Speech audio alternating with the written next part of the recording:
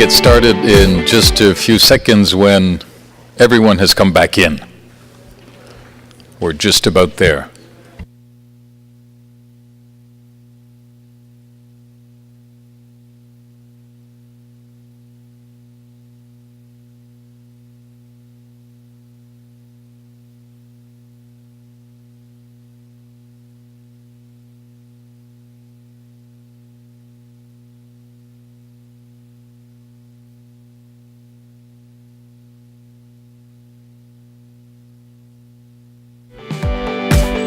Okay, so officially, welcome back. We're ready to resume. I was discussing with our next moderator the fact that the next topic is quite appropriate for being in this building because we'll be looking at the role of regulators in fostering NGAP. So in effect, this panel will discuss the nature of the relationships between the regulator and the various stakeholders, whether they be training providers, industry, and education providers. So our moderator is Mary Nelson. Mary is well known to NGAP and well known to ICAO. She is the division manager for the International Training Division of the FAA Academy in Oklahoma City. And Mary serves, as I mentioned, on the NGAP program management team and chairs the implementation working group. So, Mary, nice to have you back in the building, and it's all yours.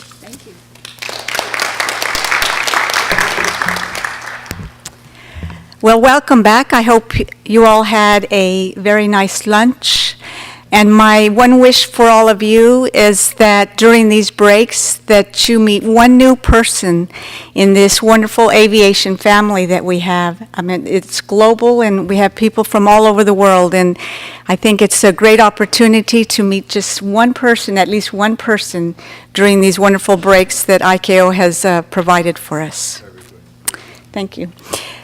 So this panel that we're going to be presenting today is the role of regulators in fostering NGAP. We will discuss the nature of the relationships between the regulator and the stakeholders. As was mentioned just a bit ago, that would be the training providers, industry, and education providers. Today we have 4 outstanding speakers who will speak on this very, very important topic. We will hear how the regulators are raising the level of importance of aviation to NGAP. Yesterday we had a question from the audience that was asked what the future of careers look like in aviation. It's an ever-changing profession. Today, also, we will hear the importance of forward-looking and the proactive regulatory approaches in fostering NGAP. Our first speaker, Margareth Kyarwenda, and I know I messed up her last name, but that's close, has spent more than 25 years in the aeronautical engineering, planning, and maintenance. Thereafter, she spent 4 years managing a training organization before joining the Association of African Aviation Training Organization in 2015. She brings with her a blend of experience from air navigation service operations, project management, and aviation training. Margareth attended a full technician certificate in electronics and telecommunications in 1981. She then graduated with a Bachelor of Science in Computer Systems and later on received a Master of Business Administration. She is a certified engineer and ICAO course developer and instructor. She was also the president of Tanzania Air Traffic Electronics Safety Association and a board member of the Tanzania Covenant Bank for Women. She actively participated in the establishment of AATO and became the first Secretary General of the association, which is based in Ethiopia. Please help me welcome Margareth.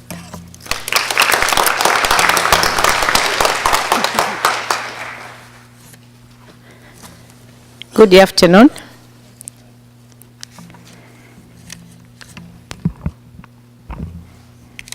Yeah, thank you very much for this opportunity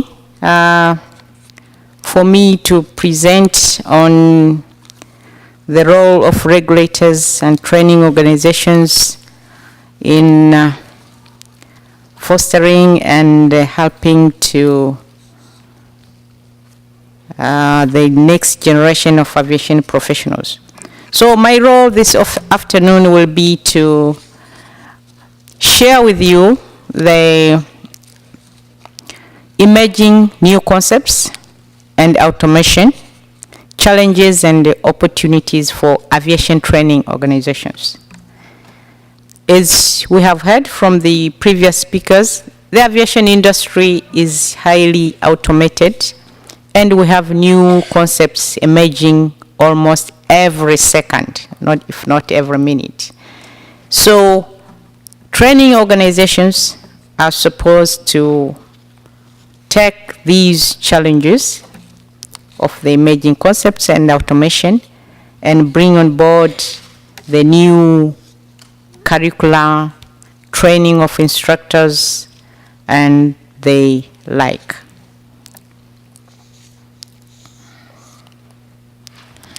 So we'll have to look at the emerging new concepts, although this has been widely discussed by the previous speakers, including automation. But I'll concentrate on the challenges, opportunities, and the way forward. When you look at this, the emerging new concepts, as you can see, this is how our airspace and the airport and air navigation services infrastructure looks like now. We have now migrated from the, depending on the traditional systems, and now we have gone to satellite-based system. And this is completely changed the way training organizations are offering their training. As a result, we have new complex aviation systems involving the human, the technology, and the environment. And this is exactly what we are going to look at and see how we'll be able to take it on board and address the challenges ahead. We note that with the automation and emergence of new concepts, we have managed to reduce the number of accidents and incidences. And this is a fact from all the statistics we have. Nevertheless, we still have a challenge of the human-machine interface. And this normally needs to be addressed by providing the required training.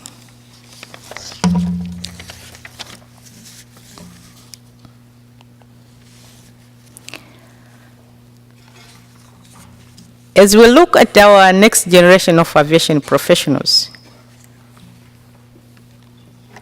we need to address their needs.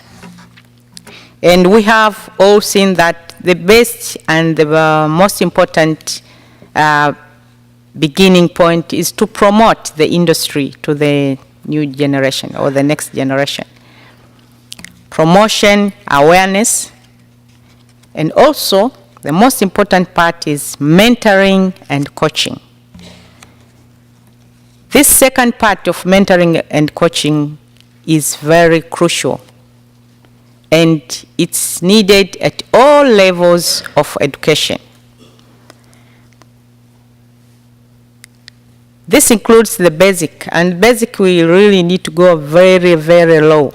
The basic, well, that's where the next gen of aviation professionals will be able to get an idea of what is happening in the industry.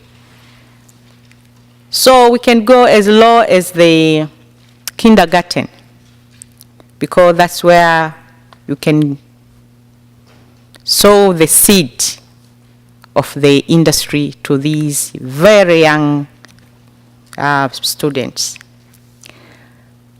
We can also go to the levels of tertiary education, colleges, universities, which has been widely spoken of by the previous panel, and also aviation training organizations and equipment manufacturers. We have heard from our big brothers manufacturers like Boeing, Airbus, and other equipment manufacturers. We all need to work together and promote this awareness.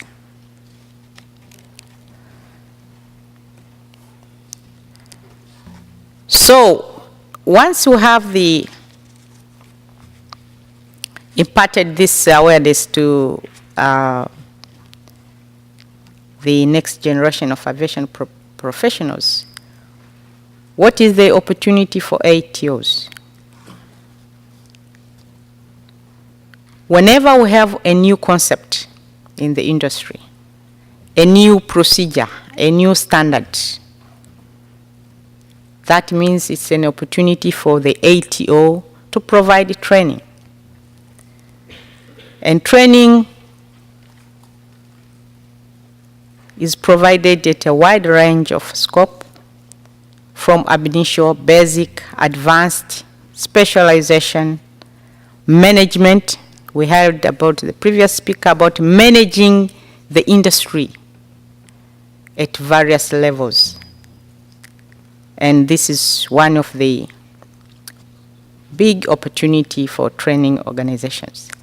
We also know of the requirement of the inspectorate, making sure that the standards and recommended practices identified in the various annexes are clearly adhered to. So training of inspectors is also one of the area which needs to be addressed. And most importantly also is the English proficiency. As our industry, we have learned, and we always learn of the requirement of having the levels, the required levels of English proficiency in the industry. So,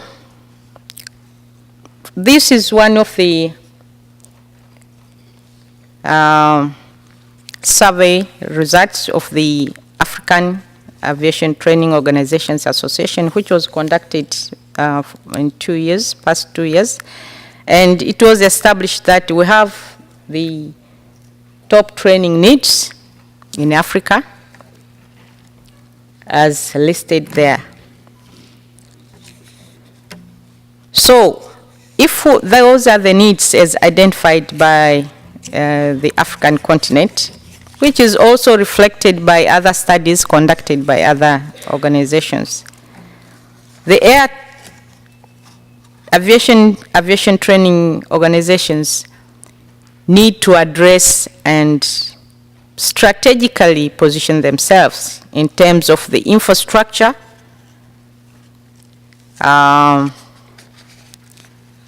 training facilities, instructors qualification, course development, and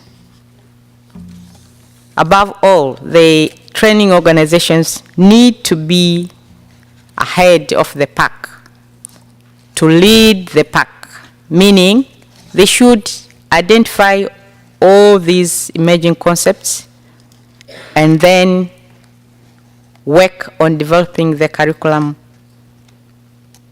developing the instructors, putting the right training facilities at the right time, just before the need arises.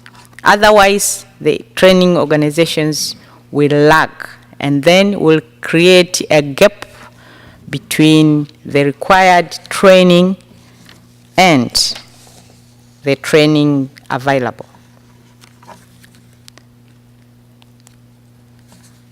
So, the ATOs, however, would wish to work on and address these challenges, but they do have their own challenges. One of them being funding. We have heard about the funding problems throughout the industry, and unavailability of the ATOs in some parts of the regions, and lack of cooperation for some ATOs. That's why the Association of AATO, I'll talk about it, was established to address some of these challenges, which results from lack of cooperation and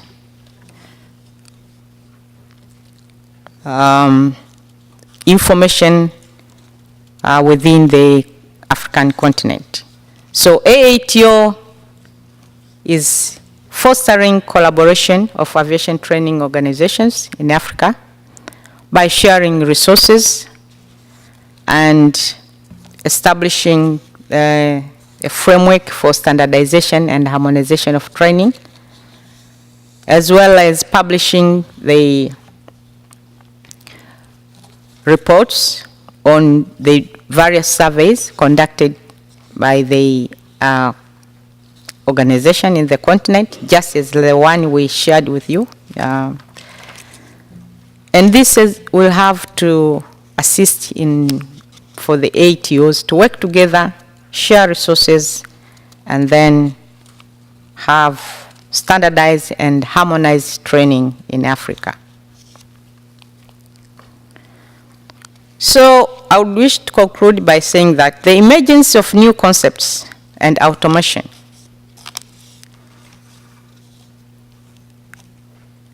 has helped to enhance safety, enables cost-effective training,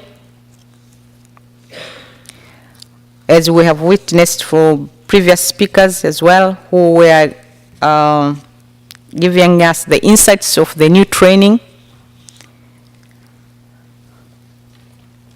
It has reduced workload, and I could say end up by saying competence-based training is crucial, and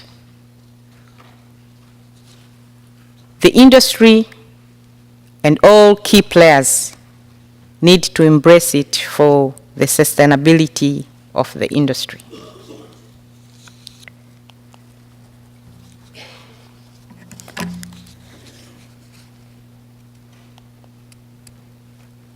Sorry. So when you look at this complex system of aviation infrastructure, a combination of the airborne, the aircraft systems, the airlines, the training organization simulators, training facilities, what we can say and should be our wish is that by embracing new technology and the emergency of new concepts should be for the improvement of aviation safety. So we need all to come together. We need all to work together and assist each other in areas where the next generation of aviation professionals will be well educated, competence-based to man the aviation infrastructure. Thank you very much.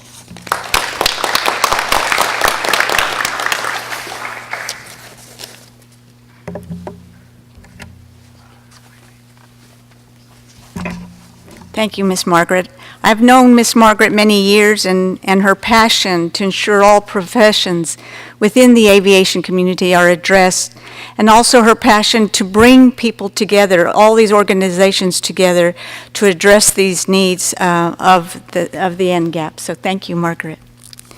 Our next speaker, Ms. Thobile Masooa, is currently serving as an executive in human resources at the South African Civil Aviation Authority. She is an accomplished human resource professional with more than 18 years' experience gained from various industries, of which 10 has been an executive level. She holds a Bachelor of Social Science in Industrial Psychology, a postgraduate diploma in Human Resources, an Executive Leadership Development Certificate. Ms. Masooa's passion about talent management is evident in her current role at the South African Civil Aviation Authority, and also attested by her current quest towards acquiring a master's degree in management in the field of business and executive coaching. In her capacity as the head of human resources at the South African Civil Aviation Authority, she is dedicated to, among other things, ensuring a solid talent pipeline of aviators developed to address any possible future skills shortages. Please help me welcome Ms. Thobile.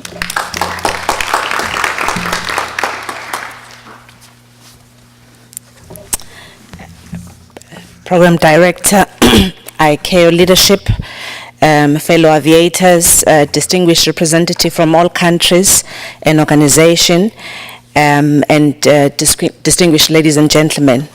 As it's been said, my name is Thobile. Perhaps a disclaimer, I'm also not an aviator per se. I'm in human resources, but I'm very passionate about aviation, and that is why I'm here. I guess that makes me an aviator. I'd like to thank ICAO, ladies and gentlemen, for this opportunity to share our experiences in South Africa as a regulator, particularly on the role that regulators can play in fostering NGAP program. I am also here, I must mention, on behalf of the CEO of South African Civil Aviation, who unfortunately could not join this gathering due to other prior commitments. Ladies and gentlemen, the presentation structure that I would like to follow is as follows. Firstly, departure point is through which I will share some few statements and statistics. The second point will touch on the status quo and the complex environment that regulators are operating in.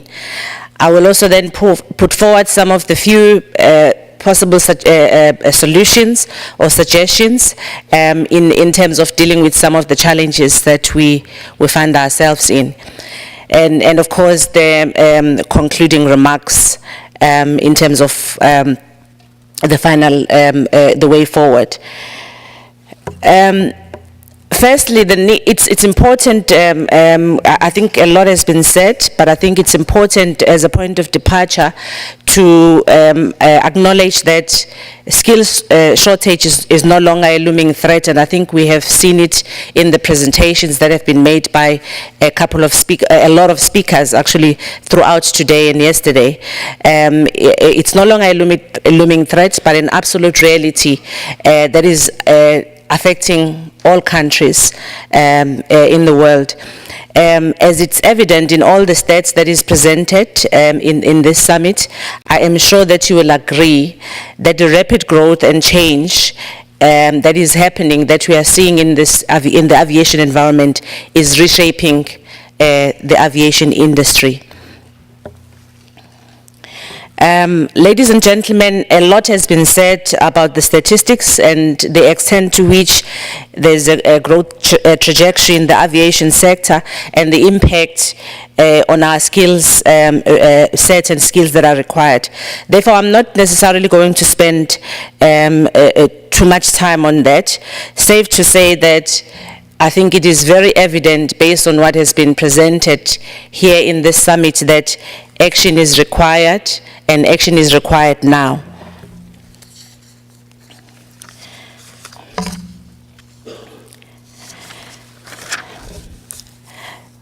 The status quo, with regards to the status quo, the status quo is somewhat sobering and if not worrying. Whilst the stats are worth noting and worth celebrating, as it's particularly showing a growth trajectory and in our industry, in aviation, and that is good for the economy and the growth of the global economy and local economies. However, as we have seen among many ICAO, IATA, and regulators and many other industry players have raised a red flag regarding the shortage of skills. And these alarm bells clearly means that we are dealing with a global concern that affects all of us. Moving on to particularly what our role is as regulators, it's also very important to mention up front that the role of the aviators is somewhat complex. Firstly, it's worth mentioning or noting that the ICAO's critical element 4 and Annex 1, as we would appreciate, requires states to ensure that all technical personnel meets the minimum qualifications, training requirements, and that training providers meet all the standards. This therefore begins to provide some guidance and a compelling reason for the role of the regulators in this NGAP program. Providing adequate oversight over training providers is critical in ensuring that the industry continues to produce competent aviators that have the skills that meet international standards. If we do not pay attention to the standards applied by training institutions, we run the risk of producing volumes of licenses and not necessarily competent aviators. Inspectors and other personnel employed by regulators must have the same skill set, if not more, as the industry they are regulating. There is competition for skills, or as some would call it, a war for talent between the industry and regulators at times. The industry hunts for best talent, and there's reasons for that, based on what they need at the time. On the other hand, regulators are often hamstrung, particularly in our context, in terms of salaries, and often cannot match what the industry is offering. Therefore, ladies and gentlemen, whilst there must always be competition, and there will always be competition on skills. However, in an environment where there is too much scarcity, such competition may be also unhealthy or destabilizing. A lot has been said about the profile of a typical regulator currently, and I would imagine that all of us would agree that this is something to be concerned about. At the moment, the aviation industry is dominated by a generation of individuals that are over the age of 40. The age gap between experienced professionals and the new generation of aviation professionals is worrying.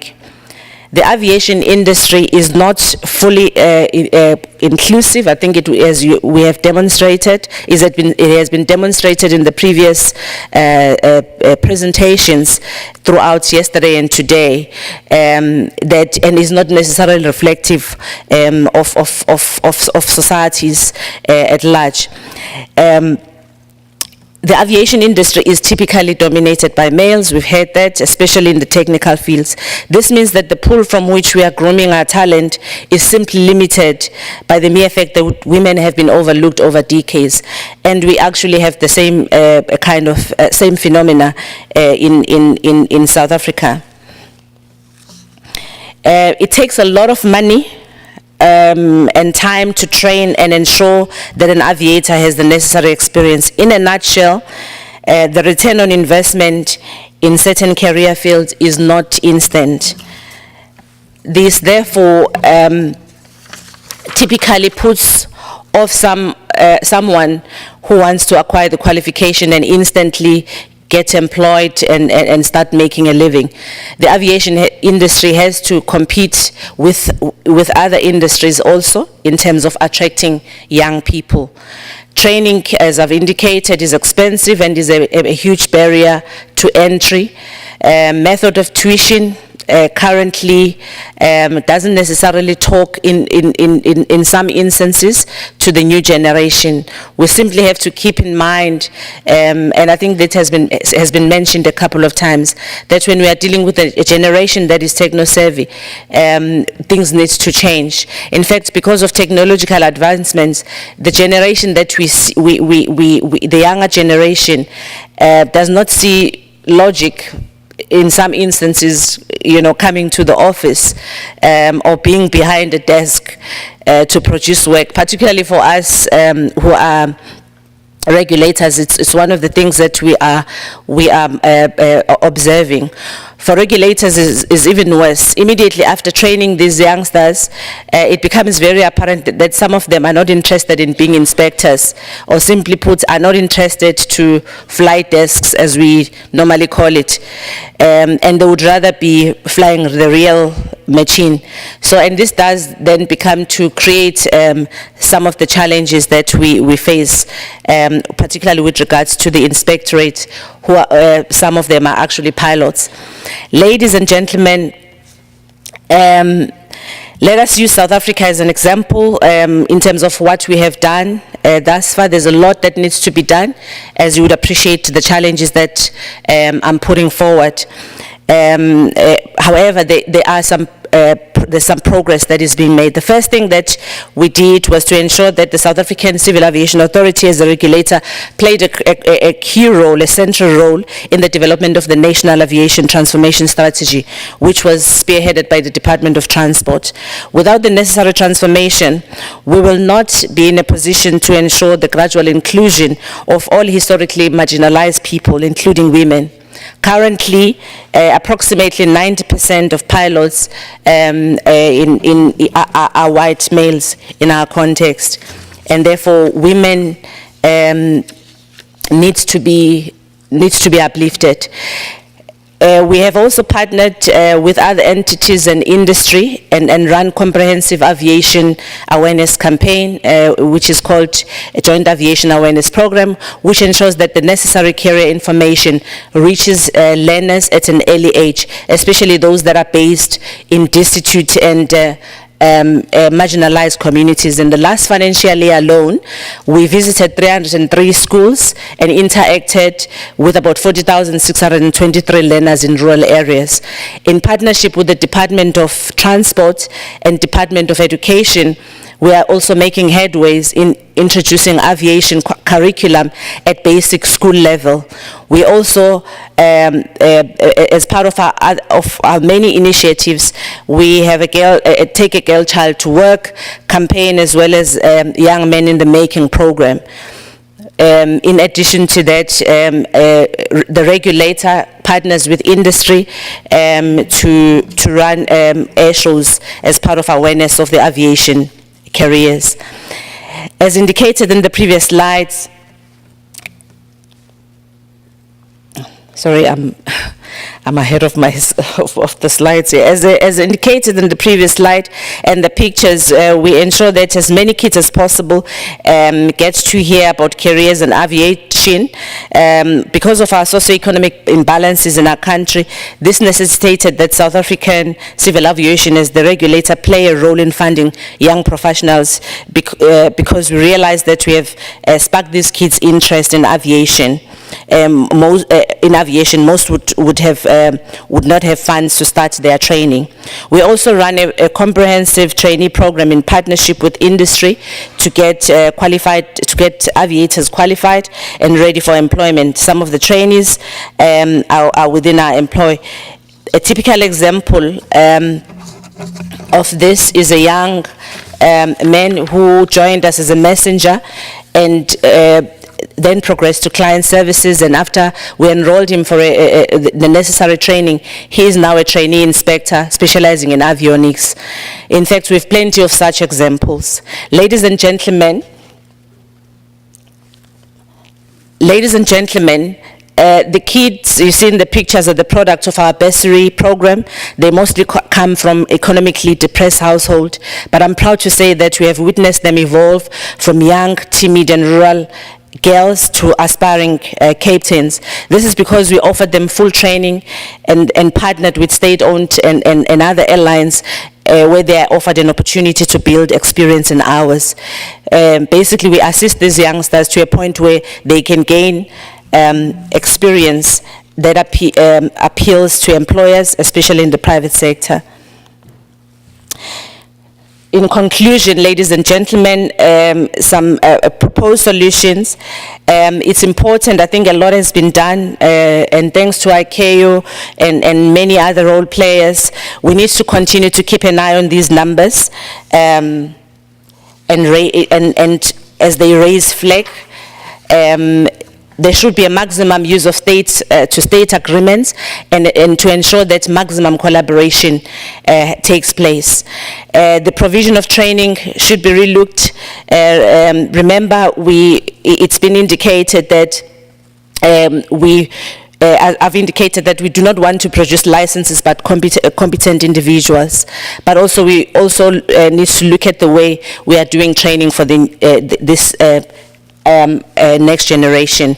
Collaboration with stakeholders, public-private sector partnership continues to be critical, and we need to do more of those. There is also a need to collaborate more with academia to develop more qualification in aviation, formalize qualification and grow the aviation sector. Yesterday there was quite a lot that was demonstrated, and a lot of work has been done by Concordia and ENAC and Waterloo universities, and we need to see more of those, particularly in our country.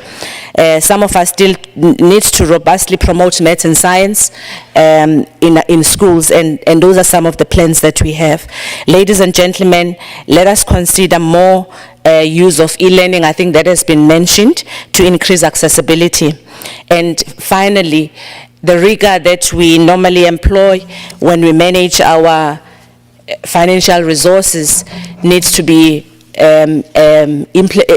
applied in managing our human capital. Ladies and gentlemen, I thank you.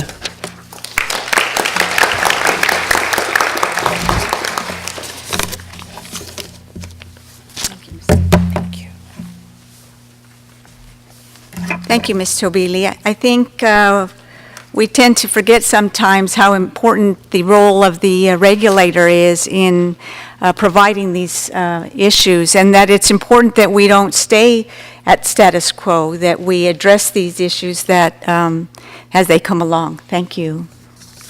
Our next speaker, Mr. Hesham Tenaiji, was born in United Arab Emirates on July 10, 1981. He received the air traffic control license from the Sheikh Zayed Air Navigation Center in 2007. He is currently the manager of the ANSP training at the Sheikh Zayed Air Navigation Center.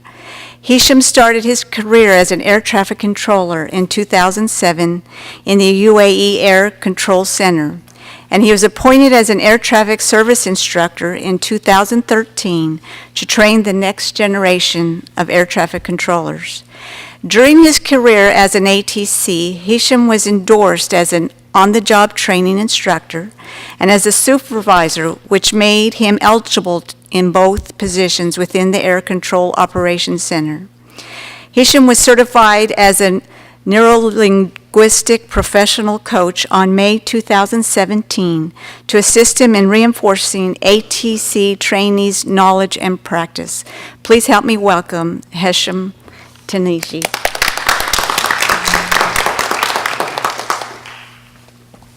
Good afternoon, everyone. Assalamu alaikum. My name is Hesham Tenaiji, and briefly, I want to thank ICAO organizers and representatives, your excellent delegates, for being here today as well, all attendees. And I hope you leave today with another piece of the puzzle that one day will be completed. A special thank you for Ms. Dawn Flanning. I just wanted to smile. For the great support. As you see in the first slide is our UAE FIR, United Arab Emirates FIR, that will be implemented on the 7th of December. The project have been running for almost a year and a half. So 7th of December, less than 10 days from now. This is the new airways just to cope with the next 20 years of traffic growth. And before I go to the next slide, it's a short video of the Sheikh Zayed Air Navigation Center, which is the backbone of the UAE Area Control Center. And before discussing the main topics of the panel, I would like to have this video with a brief about the ATC rapid growth in the UAE and our position to control it. At General Civil Aviation Authority, our plans start with a strong, compelling vision of a desired future. The foundation of GCAA's air navigation services are firmly perched on the pillars of safety, reliability, and efficiency, which makes the UAE emerges as the top prominent point of origin for intercontinental journeys. With total annual air traffic movements of over 896,000, we have recorded more than 10% growth in 2015. The UAE plays a pivotal role of connecting the world through aviation. With 2/3 of the population within 8 hours flying time, the strategic advantage of this location has made its airfields the perfect hub for operations, and its airlines see rapid expansion almost never seen before.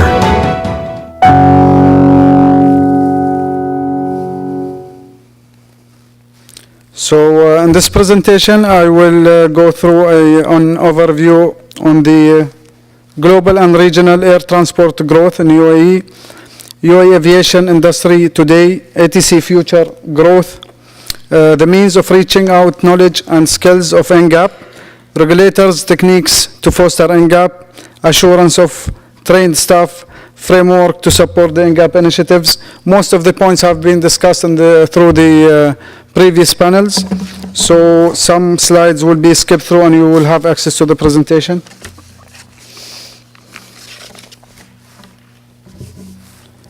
So for the first topic, during the last decades, as we all know, air transport has shown a strong traffic growth pattern. Air traffic history in the UAE experienced the introduction of many new commercial and air transport operators. 2 weeks ago in the Dubai Air Show, Emirates is buying more aircraft, Emirates Airlines and the other national airlines around UAE.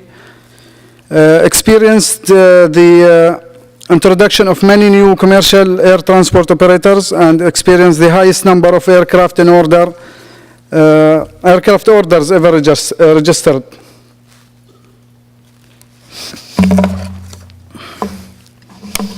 The aviation industry today in UAE, we've got 8 international airports, 4 national carriers, over 2,600 air traffic daily movements, over 500 licensed air traffic controller around the UAE, all airports and the main UAE center. Over 100 billion investments in the UAE for aviation.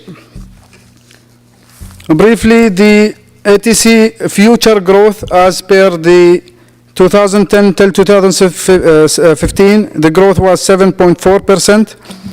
2015 forecast till 2020, it will be 5.4%, hopefully less. And from 2020 to 2030 forecast is 7% growth.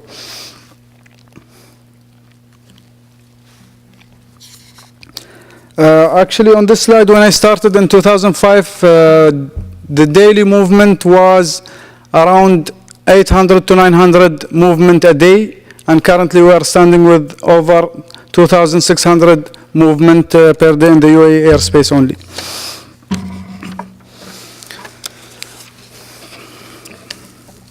For the ATC future growth, the demand of air traffic controllers as the demand for pilots, as the demand for all other occupations in aviation. And over the next 20 years, the demand for qualified aviation personnel, such as the air traffic controllers, will need to be correlated to aircraft delivery and aircraft delivery plans. Therefore, we are working on the UAE program for nationalization of air traffic controllers. And for the future growth, in 2010, we had 65 air traffic licensed controllers. As you see in the graph, 2015, 100. And we are standing now because of the issue with the retention of staff, and we have opening of different countries back on their staff in US, Ireland, New Zealand, and Australia. They are going back home after spending a few years in UAE. So we have around 95 ATC licensed controllers, and the need will be up to 2020 only 140 controllers. And of course it's growing up until the day comes with the new technology that they might not need to have an air traffic controller, or at least less amount to monitor the traffic.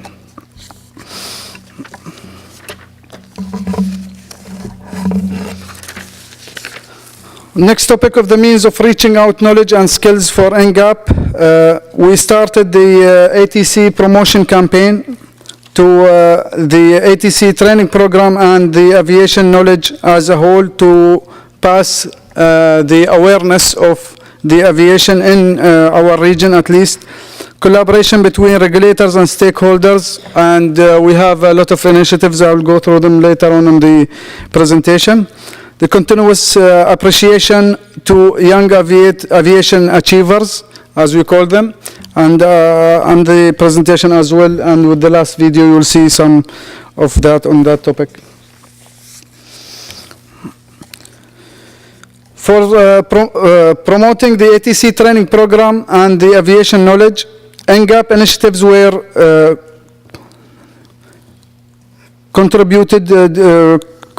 constituted due to the lack of the next generation awareness about the air transport systems, operations, and professions. In the UAE especially, we have tackled this issue through promotions and huge investments. Some of the points, we joined the IFATCA from the Professional Committee of the Enhancement and Collaboration.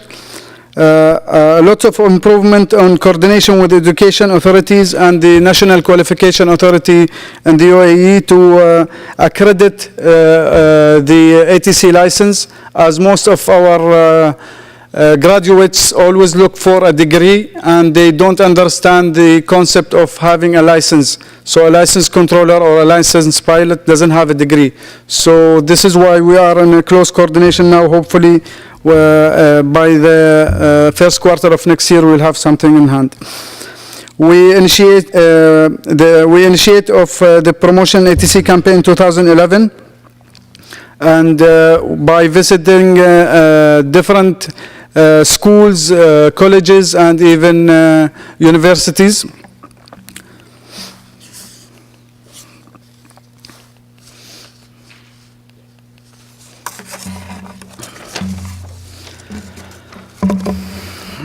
Creating awareness about among the UAE National Society, as well through the career fairs participation, media channels, and then Sheikh Zayed Open Activity Day. And the Innovation Week, we had it last year, and same as this week in 2016. Unfortunately, this year we have the implementation of the new airspace, so we were so busy training our staff for the next UAE FIR.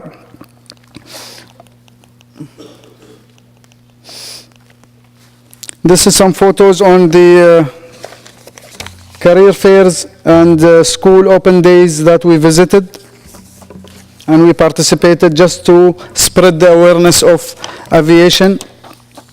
Most of them was in the colleges and schools, Employers Day, Innovation Week, aviation camps, spring camps, of course, and women in aviation.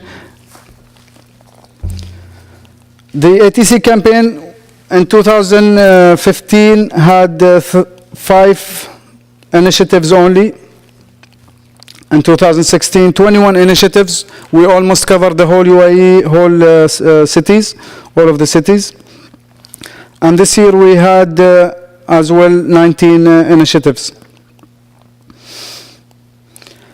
The relationship in UAE between our regulators and us as a service provider is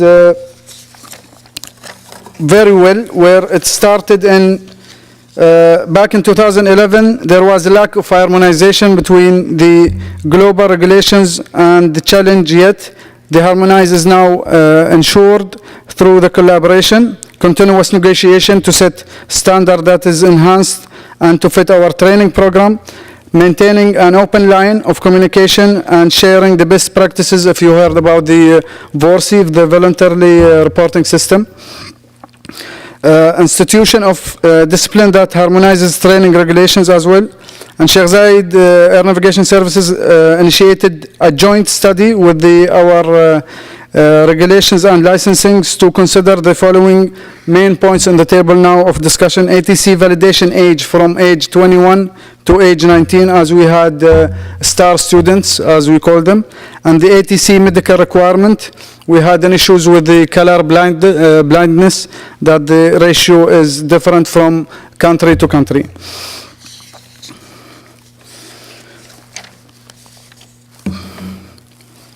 The regulators as well ensure our operational training accuracy and foster NGAP by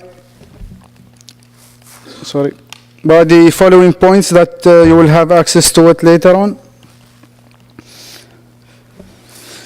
The continuous as well of appreciation of the young aviation achievers through the social media, the TV interviews of successful aviators. Few techniques we are using in our organization, defining the organization needs, the operational needs, the required training, courses and participations, experience level in aviation, which is important in aviation, credibility of instructors, and the training reinforcement phase.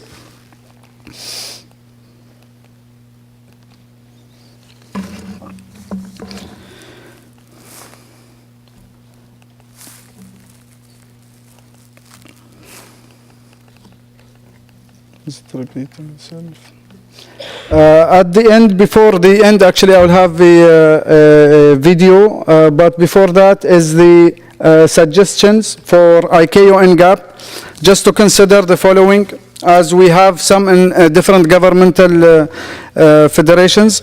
NGAP, to have an NGAP sub-regional groups, NGAP promotions, more promotions on the initiative, or actually it's a program now, not an initiative.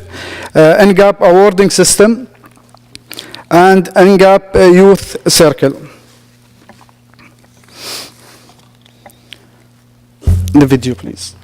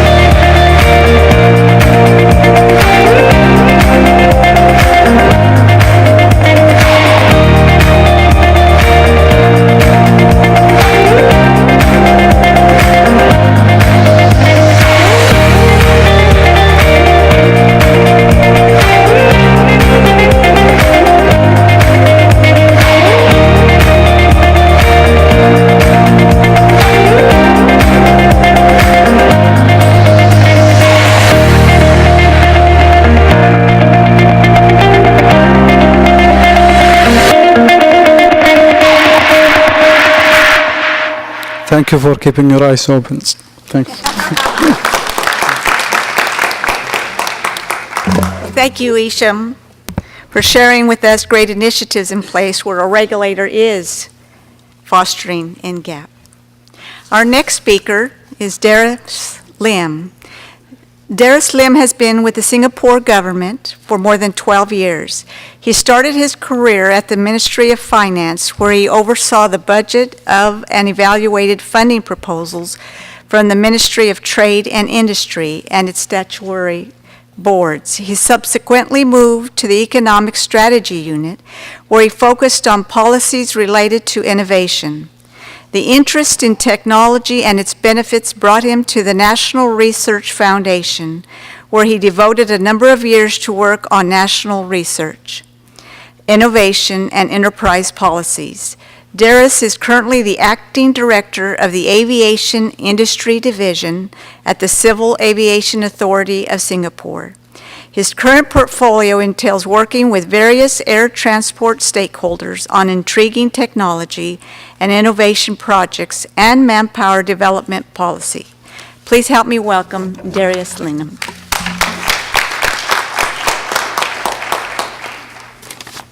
All right. Thanks, Mary, for the introduction. All right. Good afternoon, ladies and gentlemen. So I'm the last speaker here. My name is Darius. First, I would like to thank ICAO for putting together this fantastic summit and the invitation to participate in this panel, which talks about the role of regulators in fostering NGAP, which is a rather broad topic. As Mary has introduced me, I am with the CAA of Singapore, technically a regulator organization. However, my work is less regulatory in nature. My division looks at the developmental aspect of the air transport industry. We're concerned with manpower development issues, and well, this ties in quite well with innovation and productivity projects, but that's a different topic altogether. And we work quite closely with stakeholders across the airport community. Okay, what do I mean by the stakeholders in the airport community? So this slide shows a snapshot of the industry makeup, which I think everyone in this room is familiar with. My work focuses on the red and blue bubbles at the top. So we look at manpower development across multiple entities, including the ground handlers, the airlines, even the logistics sector, the air cargo companies, and the airport operator, even in-flight catering. So one of the ways, just one of the ways, to look at workforce development is to take a life cycle approach. That is, if you look at the top bar, we talk a lot about millennials. So from the millennials to the new entrants, to the more experienced workers in the industry, how can we try to strengthen workforce attraction and retention as we anticipate growth in air traffic numbers, both regionally and worldwide? So we have three thrusts on the slide. One is on improving job quality. We believe, first and foremost, the jobs themselves must be appealing. This involves improving the work environment and enhancing the job nature where possible. This is where technology could play an important role, and this was mentioned by some of the speakers earlier. Two, which is building new pathways. So this trust entails working with schools to build natural pathways for students to join the aviation industry. I'll talk more about this later. Three, developing skills and training. So we have also put in place some scholarships and study award programs to encourage the employees to continue to deepen their skills through formal programs even after they join the sector. I'll elaborate a little bit more on some of the programs. So one of the initiatives under the second thrust is a structured work study program. I think someone mentioned it just now. We call it Earn and Learn program. It literally is earn as you learn. And it's fairly straightforward. The student will work part-time with the company, I think 3 days a week, that kind of thing, and study part-time at the school, which is a polytechnic institution. So they get the best of both worlds, right? Students get to try out the work at the airport, and the companies have access to a pool of prospective employees. So from the students' perspective, they get both the real-life, on-the-job training, as well as formal education at the Polytechnic. So at the end of the program, the student will receive a diploma in aviation management and possibly land themselves a full-time job. This program lasts from 12 months to 18 months, something new that we put in place. The feedback has been pretty positive. Okay. So this next slide shows an overview of the education and training system that is relevant to the aviation industry in Singapore. So as a regulator, we do work with other government agencies. And we work with the Ministry of Education to design aviation-related programs in high schools, in the polytechnics, and in the universities. So this is particularly relevant for students who would like to specialize early in aviation. So these programs help to build natural pathways for the students to enter the industry. Of course, I must say that the industry is not, okay, the majority of the industry employees do not are not graduates of aviation-specific programs. So we're not close to those programs, but we want to create different pathways that will allow students to at least think about aviation. Yeah. So mid-career entrance. So there has been a focus on millennials, mentioned by quite a number of speakers at the summit. However, beyond millennials, we're also looking at how to lower the barriers for mid-career entrants from other sectors into the aviation industry, because that is a potential source of good employees for the sector. Okay, so the next section will talk about promoting the aviation careers. So a significant part of our work is also direct outreach to the youths. So we hope to create continued awareness about the aviation industry and also to build this community of aviation enthusiasts. And we do this by collaborating with partners. I think that's the theme that has been recurrent on this panel, as it's always tough to do things alone. So for example, we work with schools to organize learning journeys to the aviation companies where they can see how operations work at the airport, and sort of a behind the scenes look at the airport operations. And also every 2 years we organize a nationwide event called the Aviation Open House, where participants get to learn more about aviation through games, booths, carnivals, and also find out more about career opportunities in the sector. And one project we embarked on, it's with the Scouts Association. So traditionally, I think those of us who are familiar with Scouts, they're more land than air. So we worked with them to create an Air Scouts branch to organize and participate. So the students would be able to, through the Air Scouts organization, participate in aviation-related activities, like workshops on aerodynamics, drones, and what name you. We also help to organize a series of talks for students where we get inspiring aviators to talk about their experience. We're honored to have had the students benefit from interacting with Ms. Nancy Graham from ICAO. And we have in our past speaker list the CEOs of airlines, ground handling companies, and the students love it. So social media, we also have a Facebook page called We Are Aviators. It really serves as a platform to interact with our youth on issues related to aviation and careers in aviation.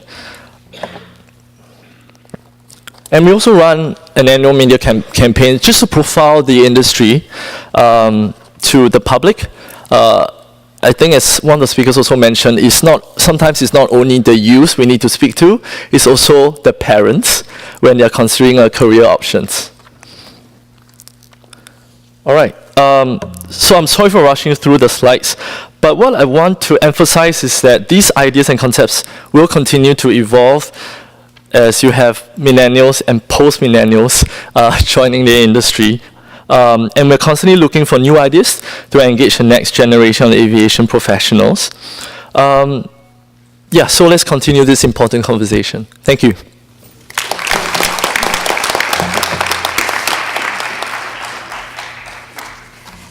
Thank you, Darius. It's, as he has indicated, the importance of promoting and making the awareness of aviation just through all means possible. Well, as we close out this panel, I just want to reiterate how fitting it is that this particular panel is here at ICAO that actually establishes the regulation and the opportunities for all of us who are in different organizations to participate in fostering NGAP. With that, I will turn that over to our... Do you think we'd have questions? Yes. Oh, yes. Any questions for our panel?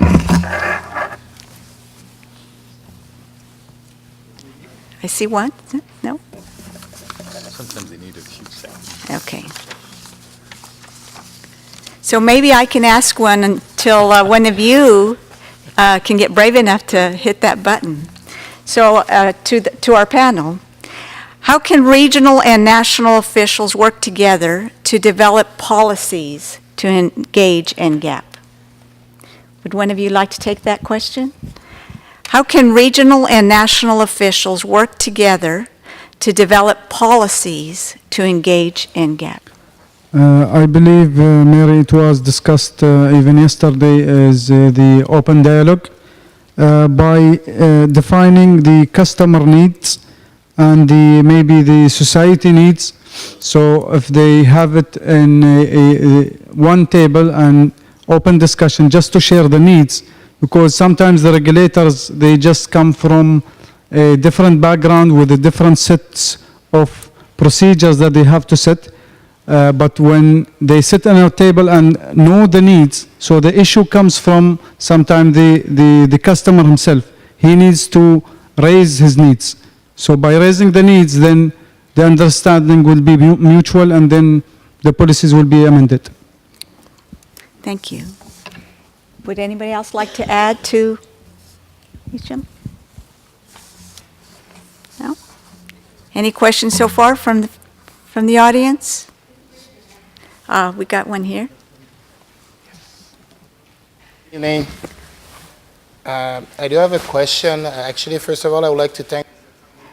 Can you get lower to your microphone so we can hear you? Press the button. I think it was red.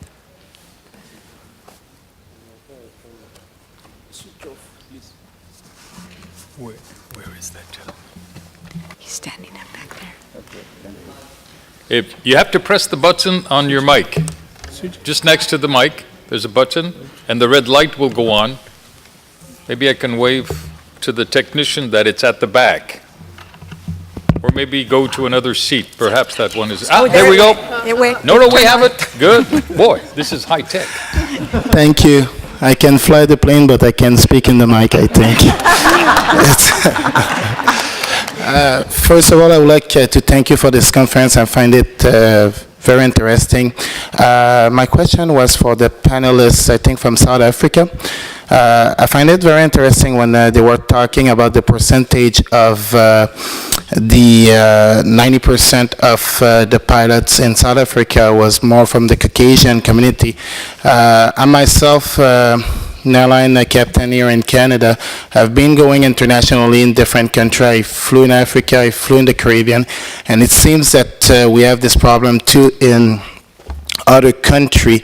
I think culturally too, if we take the example of the black community, I'm from Haiti, we've been trying to get some Asian people in the aviation industry, but culturally, I think they were having a lot of difficulty to, first of all, try to get role model in the community to try to be able to just show to those young kids that, for example, black pilots were in the country, were in this industry.